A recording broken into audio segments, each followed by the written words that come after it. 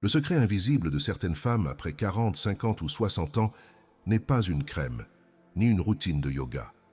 C'est une vibration, un feu, une présence. Vous les avez probablement déjà croisées. Elles ne cherchent pas à paraître jeunes.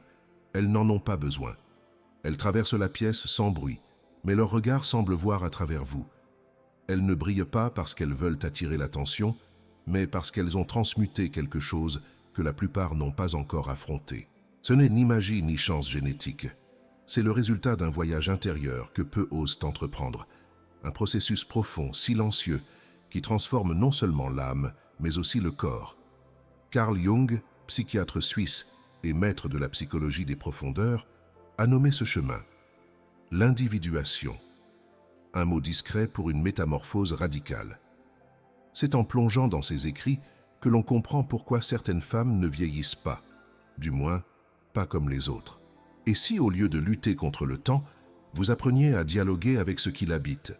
Certaines femmes ne semblent pas seulement défier l'âge, elles semblent défier le temps lui-même.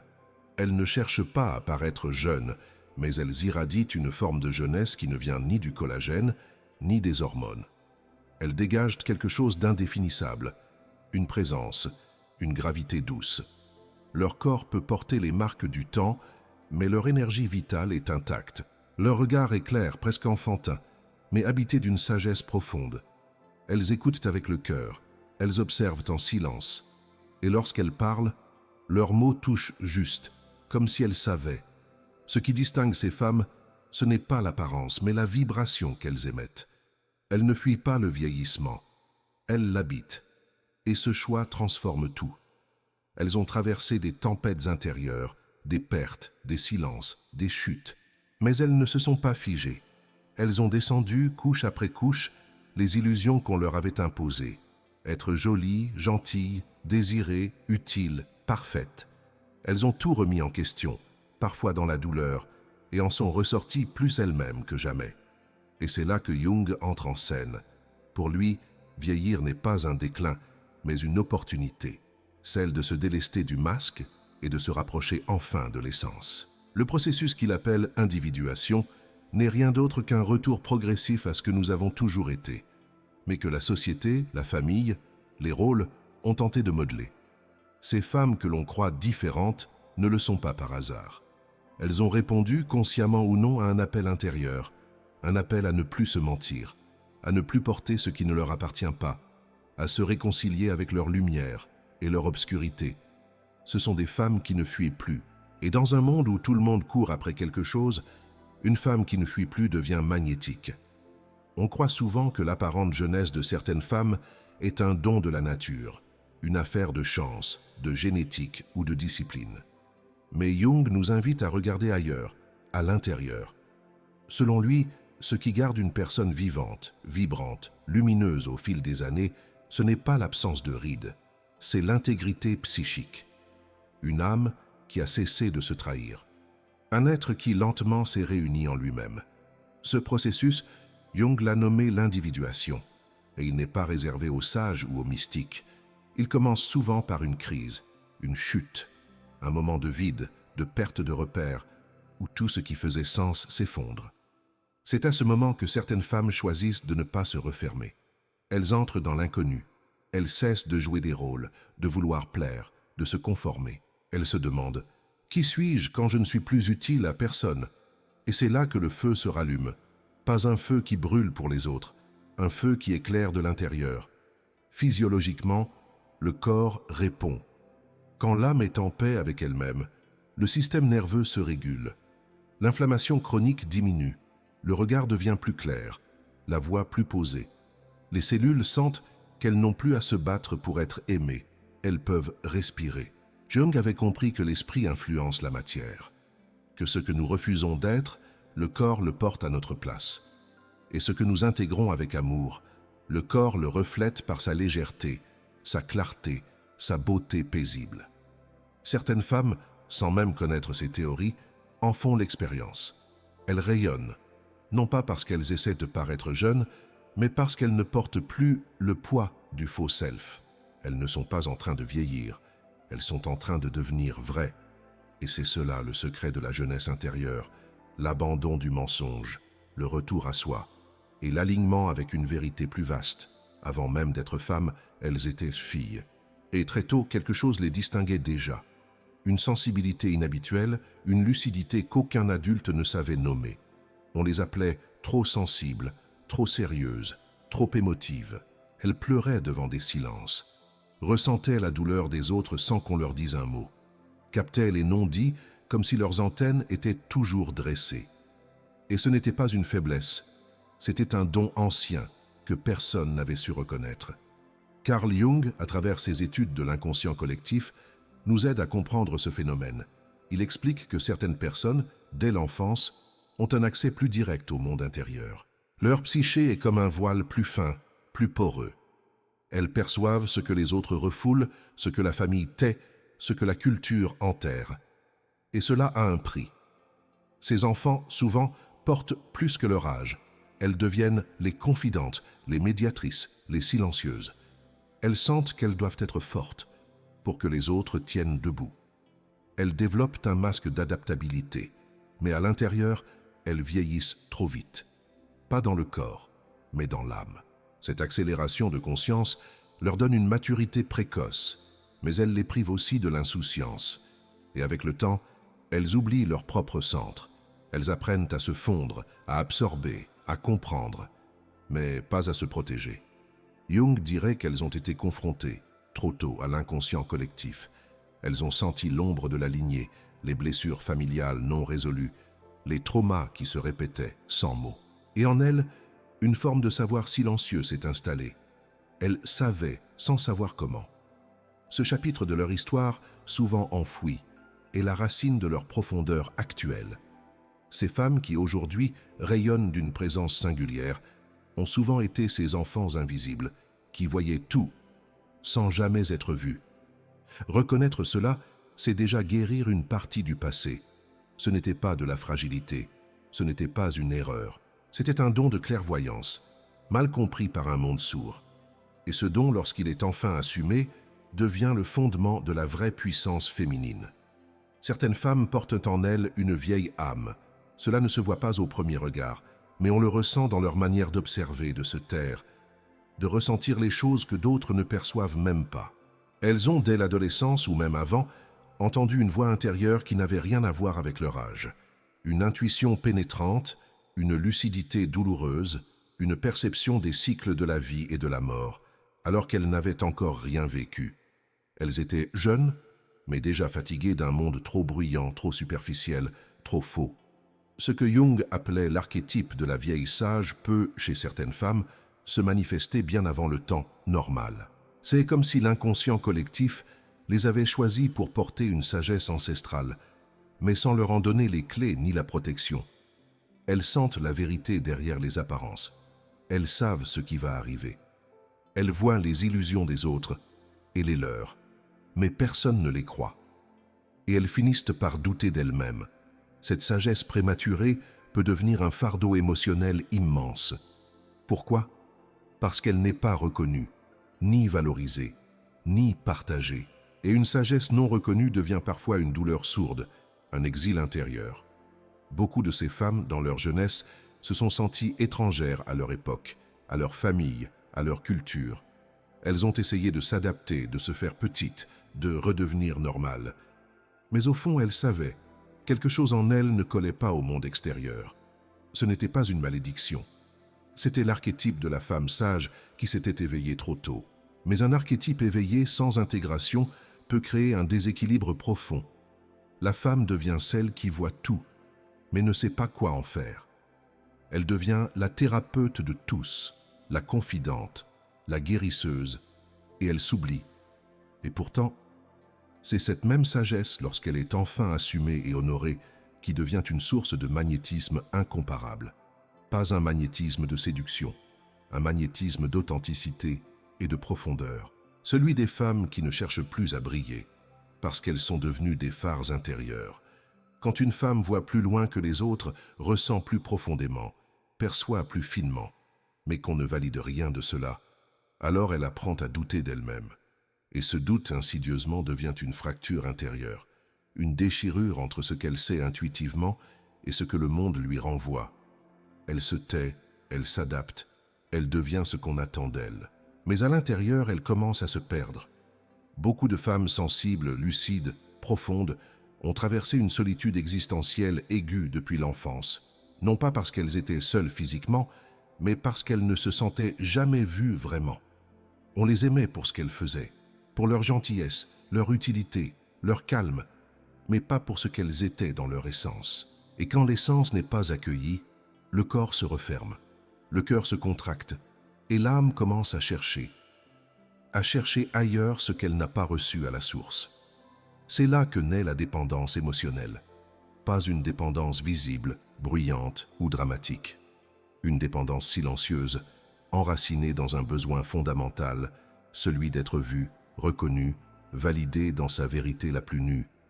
Ces femmes deviennent expertes dans l'art de donner, d'écouter, de soutenir. Elles deviennent indispensables. Mais c'est souvent un moyen inconscient d'acheter un peu d'amour. Elles se suradaptent, s'effacent, se plient, pour ne pas perdre le lien. Et ce processus a un prix. Le corps commence à parler. Fatigue chronique, douleur inexpliquée, tension dans la nuque, le dos, l'estomac. La lumière intérieure faiblit. Le regard perd en clarté, la peau en vitalité. Ce n'est pas l'âge qui agit, c'est la perte de soi. Carl Jung disait que tout ce que nous ne rendons pas conscient revient sous forme de destin. Et ces femmes, à force de ne pas reconnaître leurs propres valeurs, finissent souvent par attirer des relations déséquilibrées où elles donnent tout et reçoivent peu. Mais il est encore temps.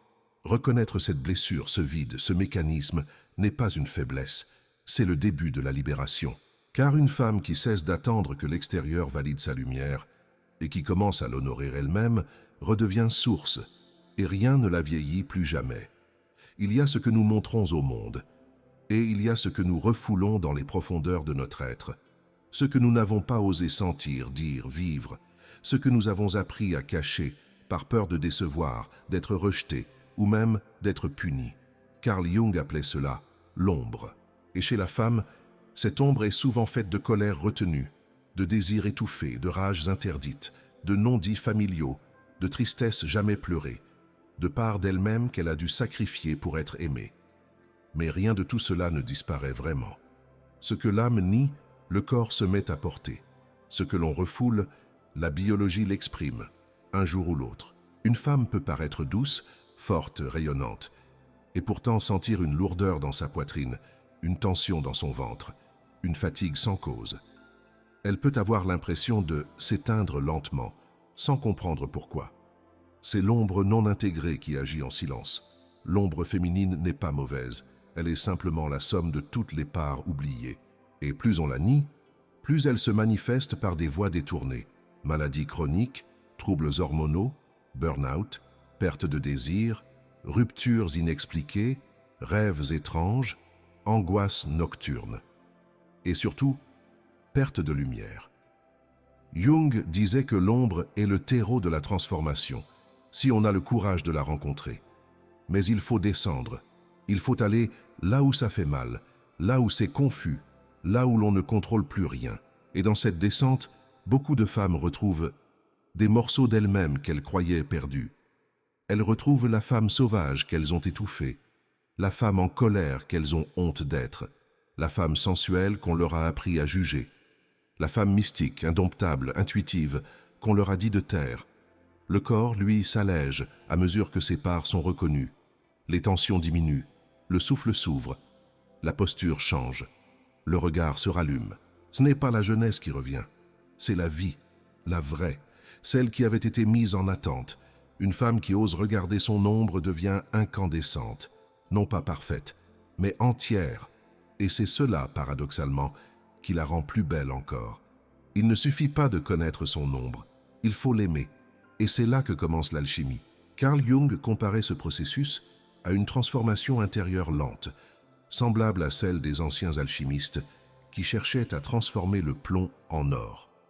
Mais ici, le plomb, c'est la douleur non dite, la colère réprimée, les regrets enfouis. Et l'or, c'est la conscience vivante, l'unité retrouvée, la liberté intérieure. Lorsque la femme ne fuit plus son ombre, mais la regarde avec compassion, quelque chose se réorganise en elle. Il ne s'agit pas de pardonner trop vite ni d'oublier les blessures. Il s'agit de faire place à tout ce qui a été nié, sans jugement. Et à ce moment précis, le corps répond, car le corps n'a jamais menti. Il a toujours su, toujours porté, toujours attendu. Quand une femme descend dans ses profondeurs, qu'elle ose ressentir ce qu'elle avait anesthésié, qu'elle nomme enfin ce qu'on lui avait appris à taire, une énergie bloquée depuis des années se remet à circuler. Son visage change. Son souffle devient plus ample. Ses épaules s'abaissent. Son regard devient plus clair, plus vivant, presque juvénile. Ce n'est pas de la magie, c'est de la biologie influencée par la vérité. Des études récentes montrent que les émotions refoulées génèrent des charges inflammatoires dans le corps. La honte chronique, par exemple, peut affecter l'immunité. La colère refoulée augmente les tensions artérielles. Le stress émotionnel non digéré accélère le vieillissement cellulaire. Mais l'inverse est vrai aussi. Quand une femme intègre son ombre, elle cesse de se battre contre elle-même. Son système nerveux se calme, ses hormones se régulent, ses cellules se réparent, sa peau retrouve une douceur oubliée, sa voix devient plus posée, plus enracinée, plus magnétique. Et ce n'est pas qu'elle paraît plus jeune, c'est qu'elle est plus vivante, plus incarnée, plus entière. Et cela se voit, se sent, se transmet. C'est cela, le secret alchimique de celles qui ne vieillissent pas. Elles ont fait la paix avec leur obscurité. Et cette paix crée une lumière qui ne dépend d'aucun miroir. Carl Jung, en explorant les profondeurs de la psyché, a révélé un secret que peu comprennent vraiment. En chaque femme vit un homme intérieur et en chaque homme, une femme intérieure. Il appelait ces présences l'anima et l'animus, deux forces opposées mais complémentaires.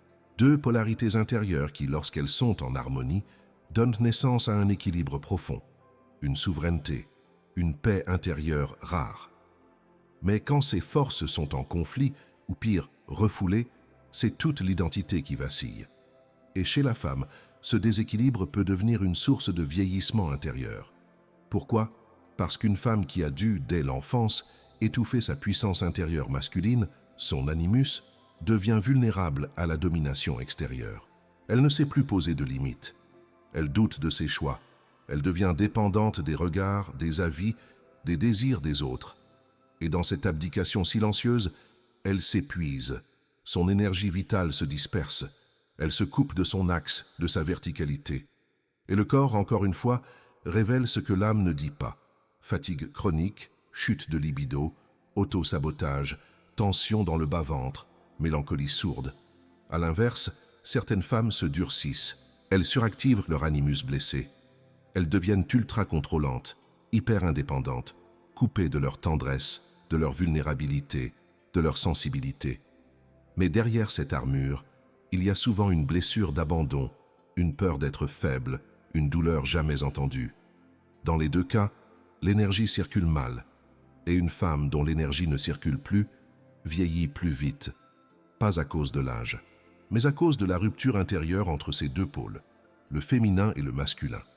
Quand une femme commence à reconnaître cette danse intérieure, tout change. Elle arrête de chercher à l'extérieur ce qu'elle peut cultiver en elle. Force sans dureté, douceur sans soumission, intelligence sans arrogance, amour sans effacement. Le déséquilibre entre anima et animus est une source invisible d'usure intérieure. Mais lorsqu'il est guéri, il devient source d'un rayonnement inédit. Ce n'est pas un concept abstrait, c'est une expérience vécue. Et celles qui traversent ce processus redeviennent souveraines dans leur propre temple. Il y a un moment dans la vie d'une femme où elle comprend dans sa chair que personne ne viendra la sauver, ni un homme, ni un thérapeute, ni une mère parfaite, ni même ses enfants. Ce moment, souvent précédé d'une grande solitude ou d'un effondrement existentiel, est en réalité le seuil sacré d'un mariage intérieur.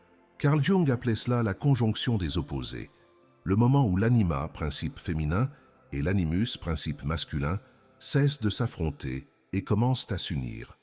Ce n'est pas une image poétique, c'est un retournement radical de la conscience. Quand une femme, au lieu de chercher son autre moitié à l'extérieur, commence à honorer les deux pôles en elle, elle retrouve un axe, une unité, qui transforme sa posture, sa voix, sa vibration. Elle n'attend plus d'être choisie. Elle ne se bat plus pour exister. Elle devient un espace de plénitude. Et cette plénitude, paradoxalement, rajeunit. Pourquoi? Parce qu'une grande part du vieillissement psychique et biologique chez la femme vient de l'usure à vouloir être ce qu'on attend d'elle, à combler des vides, à porter des rôles, à gérer ce qui ne lui appartient pas. Mais quand elle se marie intérieurement, elle cesse de fuir son masculin, cette force en elle qui protège, qui décide, qui structure, et elle cesse de trahir son féminin, cette part qui ressent, qui aime, qui crée. Il ne s'agit pas de devenir parfaite, il s'agit de devenir entière. Et c'est dans cette totalité que naît une nouvelle forme de beauté. Une beauté qui ne cherche pas à séduire, mais qui attire naturellement car elle est vraie. Une femme unifiée dégage une présence hors du commun. Son visage se détend. Sa voix devient posée, presque enveloppante. Elle ne parle pas fort, mais on l'écoute. Elle ne cherche pas à convaincre, mais elle touche. Et surtout, elle ne s'excuse plus d'exister. Ce mariage intérieur est l'œuvre de toute une vie, mais chaque pas vers cette union ramène un peu plus de vitalité, de clarté, de joie paisible. C'est cela, le vrai rajeunissement. Quand l'âme cesse d'être en guerre avec elle-même et que le corps, enfin, peut habiter la paix. Il y a des femmes qui ne savent pas expliquer pourquoi, mais elles savent, elles pressentent, elles devinent. Elles sentent quand quelque chose est juste ou faux, avant même que les faits ne le confirment. Elles rêvent des choses qui arrivent. Elles pensent à quelqu'un qui appelle. Elles entrent dans une pièce et perçoivent ce que les autres ne disent pas. Longtemps, elles ont cru que c'était de la chance, de l'intuition vague, ou pire, de la folie douce. Mais Carl Jung a donné un nom sacré à ce phénomène, la synchronicité. La synchronicité, c'est ce moment où le monde intérieur et le monde extérieur se répondent. Ce n'est pas de la magie, ni du hasard. C'est la manifestation visible d'un alignement entre l'âme et l'univers. Et certaines femmes, souvent celles qui ont vécu des pertes, des ruptures, des descentes dans l'obscur, développent cette connexion invisible avec les forces qui les entourent. Elles savent sans savoir. Et cela peut troubler, effrayer ou émerveiller. Mais ce don n'est pas une exception. C'est le fruit d'un chemin intérieur profond. Quand une femme cesse de se mentir, quand elle descend en elle, quand elle affronte ses ombres et intègre ses opposés, elle réveille un centre de présence, un espace de silence vivant. Et de ce centre naît une sensibilité élargie, capable de capter les mouvements invisibles de la vie. Ces femmes deviennent des antennes vivantes, non pas pour prédire l'avenir, mais pour rester en syntonie avec leur propre vérité. Et cette syntonie crée des coïncidences troublantes, des rencontres inattendues, des messages au bon moment. Mais attention, cette sensibilité est un privilège sacré et non une réponse à tout. Il ne s'agit pas de tout interpréter, mais de rester à l'écoute. Pas dans le mental, mais dans le cœur profond. Pas dans la peur, mais dans la confiance. La femme qui assume cette capacité ne se perd plus dans les raisonnements des autres. Elle devient fidèle à ses intuitions. Elle avance avec clarté, même dans l'incertitude. Et cela, encore une fois, la rend différente. Elle ne paraît pas plus jeune. Elle paraît venue d'ailleurs, comme si le temps lui-même respectait la densité de sa présence. Être sensible n'est pas un défaut, c'est un don. Mais un don qui, sans protection, peut devenir un poison lent. Beaucoup de femmes qui portent une lumière intérieure, une intuition vive, une empathie naturelle, finissent par s'éteindre à petit feu. Non pas parce qu'elles sont faibles, mais parce qu'elles ont absorbé trop de douleurs qui ne leur appartenaient pas. Elles sentent les besoins des autres avant qu'ils ne soient exprimés. Elles écoutent, soutiennent, s'adaptent, portent. Elles deviennent le pilier invisible de leur famille, de leur couple, de leur entourage. Mais elles oublient une chose, elles aussi ont besoin d'un espace à elles. Et ce manque d'espace, au fil du temps, devient une fracture physique et psychique. Le corps commence à crier.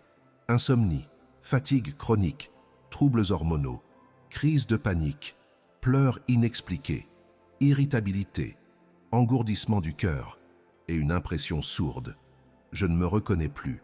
Carl Jung, bien que n'ayant pas employé le mot hypersensibilité, comme on le fait aujourd'hui, savait que certaines âmes étaient plus poreuses, plus ouvertes aux forces collectives, plus vulnérables aux charges invisibles.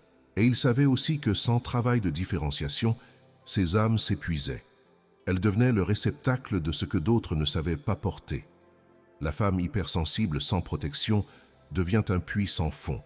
Elle se vide, elle se disperse. Et plus elle se vide, plus elle croit qu'elle doit encore donner plus. Ce cercle vicieux mène au burn-out émotionnel, parfois même spirituel. Mais ce n'est pas une fatalité. La clé, ici, n'est pas de devenir froide, fermée, distante. La clé, c'est d'apprendre à poser un contenant, à dire non, à se retirer, à choisir ses batailles, à ne plus se sacrifier pour être aimée. Une femme qui protège sa sensibilité préserve sa lumière. Et cette lumière, une fois contenue, devient puissance régénérative. C'est à ce moment que le corps recommence à respirer, que les cellules cessent d'être en alerte, que la peau retrouve son éclat, que l'âme redevient habitée et habitante. Ce n'est pas égoïste, c'est sacré. Car une femme qui se protège n'éteint pas son feu, elle le garde vivant. Il existe au cœur de toute transformation profonde un point fixe, un lieu intérieur d'où l'on peut tout voir sans juger. Ce lieu, Carl Jung l'appelait le moi observateur, cette capacité à regarder ce qui se passe en nous sans s'y identifier. Et pour la femme en quête de vérité, cette posture est essentielle, car sa richesse intérieure, sa sensibilité, sa complexité même, peuvent aussi la submerger. Elle ressent beaucoup, elle pense fort, elle capte tout, mais sans un centre solide, elle devient le jouet de ses propres tempêtes émotionnelles. Le moi observateur, c'est cette part d'elle qui peut dire « Voilà ma peur, mais je ne suis pas la peur. Voilà ma colère, mais je ne suis pas que cette colère. Voilà mon désir de fuir, mais je peux rester. » En cultivant ce regard intérieur, la femme cesse de réagir automatiquement. Elle cesse de chercher à se corriger, à plaire, à se défendre. Elle commence à accueillir ses contradictions, car oui, elle est pleine de paradoxes, forte et vulnérable, douce et farouche, aimante et distante. Et c'est précisément dans cette tension des opposés que réside sa véritable beauté. Jung insistait, ce n'est pas en choisissant entre les contraires que nous évoluons, mais en apprenant à les contenir, à les faire dialoguer en nous. Le moi observateur, c'est le feu qui éclaire cette tension, sans chercher à la résoudre. C'est le silence au milieu du vacarme, la lucidité au cœur de la confusion. Et quand cette femme cultive ce centre, elle devient impressionnante de calme. Non parce qu'elle a tout réglé, mais parce qu'elle sait rester présente, même dans le chaos. Cette qualité de présence se voit dans les détails. Un regard qui ne fuit pas, une voix qui ne tremble plus pour s'excuser d'exister, un silence qui n'est plus malaise, mais autorité douce. Et cela agit puissamment sur le corps. Le système nerveux se régule, le souffle s'amplifie, la posture s'enracine, le vieillissement ralentit, non pas à cause d'un soin de peau, mais parce que la femme a cessé de se fuir elle-même. Elle est là, entière, en paix avec ses contraires. Et dans cette paix, la vie circule librement. Il est des femmes qui rayonnent, et d'autres qui, avec le temps, semblent s'éteindre, doucement, sans bruit. Elles font encore tout comme il faut. Elles sourient, elles sont polies, elles aident, elles tiennent leur rôle. Mais quelque chose manque, le feu, la présence, la vérité nue.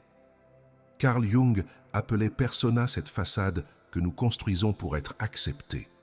Un masque social utile, parfois nécessaire, mais lorsqu'il devient notre seule identité, il tue lentement notre flamme intérieure. Chez la femme, ce piège est redoutable, car dès l'enfance, elle apprend à plaire, à ne pas déranger, à jouer le rôle de la fille parfaite, de la femme forte, de la mère dévouée, de la partenaire idéale. Et à force de porter ces masques, elle oublie qui elle est vraiment. La persona se nourrit de regards extérieurs. Elle vit pour être validée, aimée, reconnue, mais elle ne nourrit pas l'âme, elle l'épuise. Avec le temps, une femme trop identifiée à sa persona devient transparente à elle-même. Elle ne sait plus ce qu'elle aime. Elle ne ressent plus de désir profond. Elle vit par réflexe, par devoir, par habitude, et le corps, encore une fois, le manifeste. Teint terne, voix affaiblie, fatigue sourde, douleurs inexpliquées, éclat éteint, parce que vivre sans son âme vieillit. Lentement mais sûrement. Mais il y a un basculement possible. Il suffit d'un moment de rupture, d'un effondrement, d'un geste radical. ou parfois d'un silence prolongé, d'une retraite, d'une question qui transperce. Et si je cessais de jouer? Quand une femme commence à oser se montrer sans maquillage psychique, quand elle se donne la permission d'être vraie, pas parfaite mais vraie, alors un frisson de vie revient. Ce n'est pas une transformation spectaculaire, c'est un retour à la source. Et cela suffit pour que son visage change. Son regard s'allume, son énergie circule, sa voix redevienne habitée. Car la beauté d'une femme ne vient jamais de la persona. Elle vient de ce qu'elle ose laisser transparaître de son âme. Et plus elle se dépouille de ses faux rôles, plus elle devient intemporelle. Tu n'as pas rêvé, tu n'as pas exagéré, tu n'étais pas trop, tu étais juste en avance. Si tu as ressenti depuis toujours cette intensité dans ton cœur, ce tiraillement entre le visible et l'invisible, cette fatigue de porter ce que personne ne voit, alors tu fais partie de ces femmes dont la lumière dérange autant qu'elle inspire. Et cette lumière, il est temps de la reconnaître, non comme un fardeau, mais comme un don sacré. Carl Jung disait que ce que l'on ne rend pas conscient nous revient sous forme de destin. Mais toi, tu n'es pas condamné à répéter. Tu peux choisir. Choisir de ne plus t'excuser d'être ce que tu es. Choisir de protéger ton feu intérieur comme un sanctuaire. Choisir de devenir enfin la femme que tu es venue être et non celle que le monde a voulu que tu sois. Ce n'est pas un chemin confortable. Tu perdras des rôles, des liens, des attentes. Mais tu retrouveras ton regard, ta voix, ta vibration. Protège ta lumière comme on protège une flamme dans le vent. Évite ceux qui te vident. Éloigne-toi de ce qui te rétrécit. Crée de l'espace. Choisis ce qui te nourrit en profondeur. Car une femme qui s'honore devient intouchable dans sa vérité. Et ce rayonnement ne vieillit pas. Il mature, il s'approfondit. Il s'ancre dans le temps sans y être prisonnier. Ne cherche plus à être jeune. Sois vivante. Ne cherche plus à plaire. Sois claire. Ne cherche plus à comprendre tout. Sois présente, et tu verras. Le monde changera son regard sur toi, quand toi, tu cesseras de te regarder à travers les yeux du monde. Tu n'es pas ici pour survivre, tu es ici pour éveiller. Et chaque ride habitée de lumière, chaque silence rempli de présence, chaque geste enraciné dans la vérité, fait de toi une femme que le temps ne peut plus abîmer.